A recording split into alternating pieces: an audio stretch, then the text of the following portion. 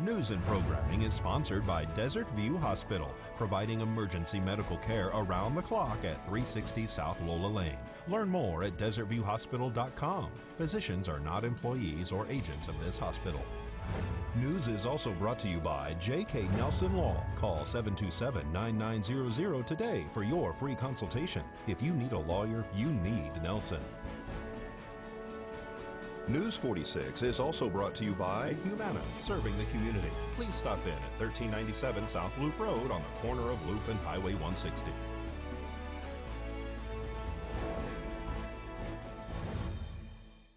Tonight on News 46, a heritage festival is held in Death Valley. And a local man is arrested for attempted burglary. News 46 starts now.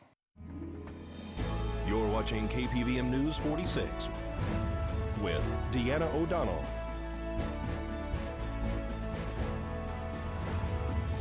and Eunette Gentry. News 46, local coverage you can count on. Take a step into the past this week in Death Valley. It's Tuesday, November 7th. I'm Deanna O'Donnell. And I'm Eunette Gentry. It's the 49ers encampment. It's happening now in Death Valley. This week-long festival is fun for the whole family. We caught up with Robert Whipple to tell us more. The 49ers encampment is a 68-year tradition. Every November on the Veterans Day weekend, we have an encampment where we have live country or Western music stars, headliners, and we have a vendor show, an art show, horseshoes, golf tournament, and we also have a wagon train that comes in from 100 miles out. Well, the last 3 years, I worked for the DOD, and I've had the Marine Corps Color Guard lead the wagon train in when they come up on the road. They travel through Pahrump too, right? Yes. So how many people participate in that? There's been up to 20 wagons, people from Canada, Montana, all over. The Corral Wagons 14 is a pretty good size organization. You even have some speakers this year too, right? Yes, we'll have, we also partnered with the Tippecanoe Indian tribe, and they're going to be participating with us. You even have a grand opening for the mine that was closed? Yes, the Park Service has that open, and we're helping with that. And then some speakers from Scotty's Castle. Speakers from Scotty's Castle, the superintendent of the parks, speaker from the Tippecanoe Indians. Fantastic. How can people get involved in this? Just come out on Wednesday. The encampment starts, and it just goes through Sunday. Is it right there at Furnace Creek, or is it now? It's right there. We're in the Fiddler's Campground at Furnace Creek because they're remodeling Furnace Creek. So we're not on the ranch. We're on the Park Service and Fiddler's Campground this year. All right. And then they can find out more by just going on the web, right? Yes, deathvalley49ers.org. A man who was arrested back in September for allegedly attempting to burglarize a vending machine at a self-service car wash on Postal Road was arrested again for another attempted burglary.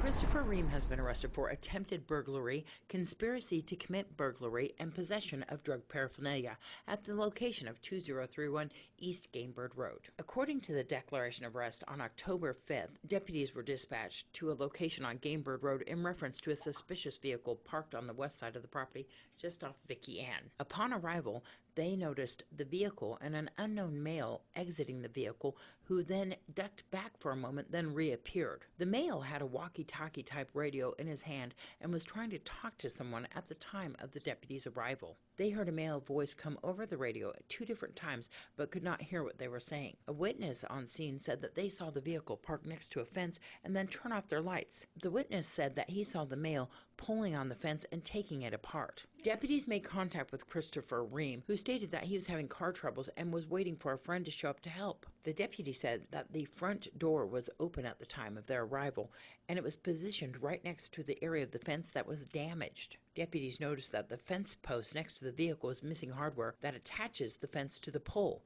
There was a nut that was lying in the dirt in the same area. Ream was taken into custody, and while conducting a search of Ream's person, deputies located a small ratchet with a half-inch deep socket inside his left front pocket. While speaking to Ream, deputies said that he admitted that he had a pipe inside the vehicle that he uses to smoke methamphetamine.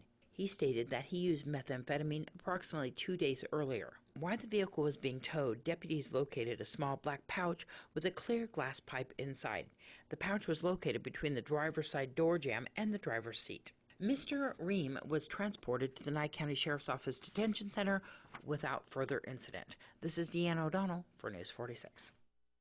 And a local woman has been identified by police as being possibly involved in a few scams involving a stolen vehicle and attempting to buy stamps with a fraudulent check.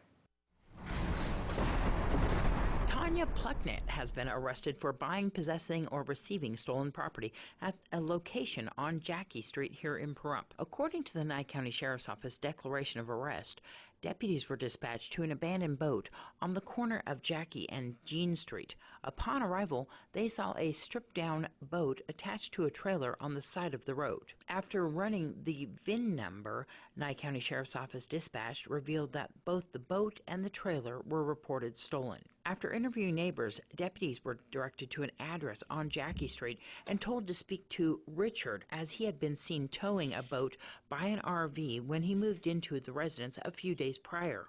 Deputies made contact with Richard Cleaves and his spouse, Tanya Plucknett. Deputies asked if they knew anything about the boat, which they replied that they knew nothing about it and they had nothing to do with it. Deputies made contact with a witness who claimed that he had purchased the engine out of the boat off an address on Whirlwind, where Richard used to live. Nye County Sheriff's Office dispatch had a return on a call for service about a boat matching the Whirlwind address. Upon arrival, they found a vehicle with the Nevada registration returning to Richard. The witness said that Richard sold him the engine. However, it was Tanya that assured him that it was not hot. Tanya was taken into custody by deputies and then stated that they did have possession of the boat and that she said she didn't want to get kicked out of her house. However, she would not answer how she acquired the boat. Deputies were unable to locate Richard at this time. Tanya was transported to the Nye County Sheriff's Office Detention Center. Upon arrival, deputies were able to identify her by her Arizona driver's license, which matched the license used in an attempt to cash a check in Pahrump and successfully cashed a check in Las Vegas. She stated that she received a check from a third party asking her to buy stamps with it for him. In return, he would pay her some cash. She stated that she was unaware that the check was fictitious, but because of her suspicions as well as the fact that she was never paid the cash she was promised, she elected to speak to the deputies willingly about the incident. This is Deanne O'Donnell for News 46. And stay tuned to News 46. We'll have your court report right after this break.